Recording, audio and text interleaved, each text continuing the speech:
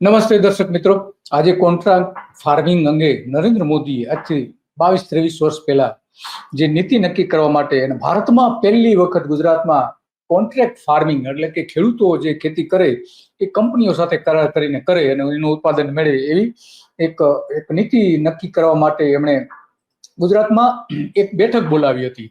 તો આ 20 વર્ષ પહેલા લગભગ 1200 જેટલા ખેડૂતો એ આવા કરાર હેઠળ ખેતી કરતા હતા. અને થોડા દિવસ પહેલા જ રાઘવજી પટેલ જ્યારે કૃષિ પ્રધાન હતા ત્યારે આ જ ખેડૂતો એમની પાસે ગયા હતા કે આ કંપનીઓ અમારી સાથે છેતરપિંડી કરી રહી છે. તો આ જે છે એ સૌથી મોટી ગંભીર બાબત બની જાય છે જ્યારે કોન્ટ્રાક્ટ ફાર્મિંગથી કંપનીઓ ખેડૂતો સાથે કરાર કરીને એના ખેત ઉત્પાદનો એને બીથી લઈને એની પોતાની જે મોનોપોલી છે એ એના એવા બી આપીને એનું ઉત્પાદન કરાવડાવે છે. અત્યારે ખાસ કરીને બટાકામાં જે કેટલીક વેફર બનાવતી કંપનીઓ છે, મેકેન કંપની, બાલાજી કંપની જેવી 4 થી 5 કંપનીઓ એવી છે કે જે અત્યારે ઉત્તર ગુજરાતમાં આનું ફાર્મિંગથી બટાકાનું વાવેતર કરે છે, બિયારણ આપે છે, આ તે બધું કરે છે. પરંતુ 2025માં થોડા દિવસ પહેલા જ હિંમતનગરમાં ખેડૂતોની એક બેઠક મળી હતી.